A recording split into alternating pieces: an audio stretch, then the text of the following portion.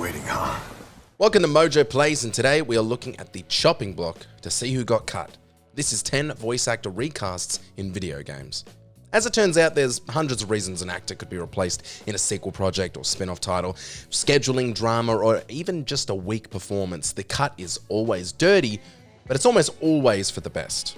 Let's have a look. Before we continue, we publish content all week long, so be sure to subscribe and ring the bell to get notified of our latest videos. Ghost. We may want to move back. We may want to move back.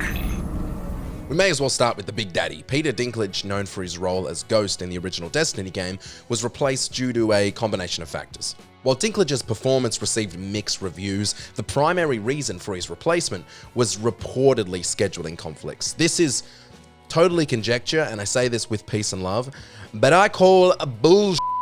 The demands of his other commitments made it challenging for him to return for Destiny's subsequent expansions and updates. Bungie, the game's developer, decided to re-record Ghost's lines with Nolan North, a seasoned voice actor, for consistency and to ensure continuity through the game's ongoing development. North's performance brought a fresh interpretation to the character, but then again, it was nice to get an interpretation at all. Access key. I don't need an access key. That's more complicated. Oh. I think I initiated a failsafe. Access key? I don't need an access key. DOS is more complicated. Oh. I think I initiated a failsafe. Frank West. What the hell? Here's an example of voice actor replacement that actually disappointed fans, not made them rejoice. Sorry, Peter Dinklage, I promise that's my last dig. Ty Olsson replaced TJ Rotolo as Frank West in Dead Rising 4. While Olsson injects energy and wit into the role, his portrayal differs pretty significantly from the original and beloved rendition. What are you planning? Would you calm down? I don't even know what you're talking about. Instead of Rotolo's vibrant, higher-pitched delivery, Olsson opts for a deeper tone, altering Frank's essence, which is a bold move even for a seasoned pro. This adjustment sometimes veers Frank into the realm of a generic action hero rather than his trademark witty persona. Change sometimes isn't as good as a holiday. James Sunderland.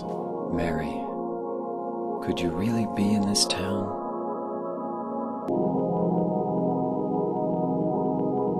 Mary, could you really be in this town? Nolan North and Troy Baker stand out as two of the most prolific and beloved male video game voice actors in the industry, knocking out roles like Nathan Drake, Joel Miller, and the brothers Magni and Modi from God of War. However, some Silent Hill fans expressed dissatisfaction when Troy Baker replaced Guy Seehey as the protagonist in the second game of the 2012 HD collection, Silent Hill HD Collection. While Baker's performance wasn't criticized for its quality, many fans believed he didn't fully capture the essence of the character that Seehey had. Then again, there are those who believe Seehey gave the most lackluster, boring, and overanalyzed performance ever recorded, but that's just my opinion. I mean, someone else's opinion. I want to go get it. Is that okay? Yes, yes. Get it. Is that okay? Yes, yes. Xehanort/Ansem. You thought you could contain me here, knowing all that you do about connections? Occasionally, voice actor changes occur without any official explanation, leaving fans and gamers to speculate wildly about the reasons behind the switch. And when you let gamers speculate, they're gonna speculate. This set of circumstances is made a hell of a lot worse when the new actor is widely considered not as good, prompting calls for the return of the previous actor. Well, in the Kingdom Hearts series, this happened with Xehanort/Ansem. Initially voiced by Billy Zane, the role was then passed to veteran voice actor Richard Epcar. While both actors brought their own strengths to the character, there was seemingly a call for Billy to return. There was also a dedicated Epcar fanbase who enjoyed his performance better. Additionally, Leonard Nimoy briefly assumed the role in Birth by Sleep, adding a unique touch to the character's development. And also, did you know that Dan Castellaneta, the voice of Homer Simpson, voiced the genie? It's not related to this entry at all, but I just found that out during the research and I had to tell somebody. Please, kid, leave the intros to a professional. The one and only Genie of the Lamp. Rub-a-dub-dub the lamp and have your dearest wishes granted. Today's winner is Aladdin. Congratulations. Garrett. The one thing that really throws fans of a game into a tizzy is when a game attaches a voice actor to a character for a long time and then switches them. Fans were divided when the studio opted to replace Steven Russell as the voice of Garrett in Thief, a role he had portrayed for the 3 games prior. The decision stemmed from the studio's desire to find a performer capable of simultaneously handling both motion capture and vocal duties, and also interact with other cast members during scenes physically, enhancing the overall authenticity of the performance. The reason is pretty good when you actually think about it, so might be worth letting this one go, gang. Mario and Luigi.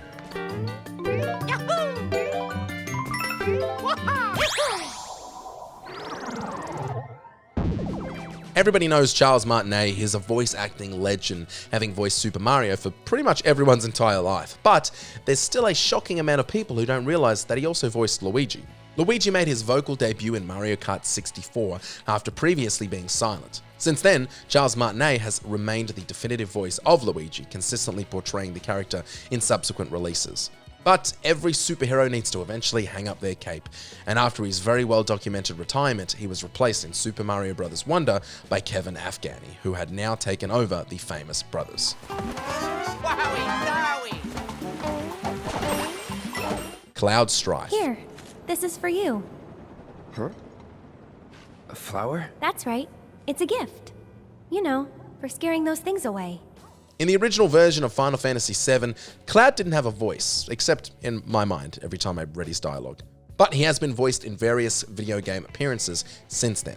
His first speaking role in Western releases occurred in Kingdom Hearts in 2002, with Steve Burton providing the voice. Burton continued to voice Cloud in 12 subsequent appearances, which, if it's not already clear, means he did a pretty f***ing good job. Therefore, it was unexpected when Cody Christian was announced as the voice of Cloud in Final Fantasy VII Remake, especially since he had never portrayed a major video game character before. Luckily for him, he crushed it. So we don't need to tear his eyes out, guys. As you were. That's my job. Or was my job. Bayonetta. When I was a kid, my father used to tell me something. There are no forks in the road of life. Originally, it was documented that a scheduling conflict was cited as the reason for Jennifer Hale replacing Helena Taylor as the titular character in Bayonetta 3. However, Taylor later broke her NDA a few weeks before the game's release, taking to Twitter to share her side of the story through a series of videos. And for those who don't know what an NDA is, it's essentially a shut-up contract. In these videos, she alleged that she hadn't reprised the role due to being offered a measly $4,000. This amount, she claimed, was a revised offer following her personal communication with the game's director Hideki Kamiya, who also holds the position of vice president at Platinum Games. What a dickhead. Leon Kennedy. Yeah, first day on the job. Great, huh? Name's Leon Kennedy. Nice to meet you. Leon Kennedy can't seem to hold on to a voice actor, and to be honest, it's never really for any dramatic reason. The character's first voice actor was Paul Haddad, who voiced the role in the initial release of Resident Evil 2.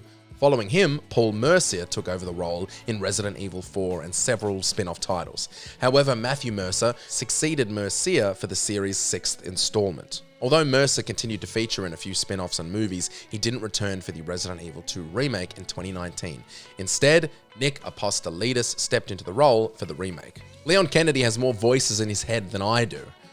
I'm very unwell. And I lost over 70,000 people, including the president, because of Simmons. Snake.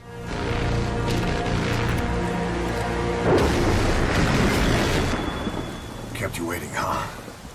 I need to get something out of the way first and foremost, because almost every piece of research I've looked into when writing this entry states Venom Snake isn't identical to either Big Boss or Solid Snake, leading some to argue that replacing David Hayter for Metal Gear Solid 5 was justifiable. But just so we're clear, and I hate to go all Kojima nerd on y'all, Big Boss was just Big Boss in Ground Zeroes. This was before the explosion that caused the Big Boss / Venom Snake double up situation. Also, Kiefer Sutherland still voiced the real Big Boss at both the beginning and end of Phantom Pain. So this argument that replacing him because it's a different Snake is incorrect, because it wasn't a different Snake, and it was still a new voice actor.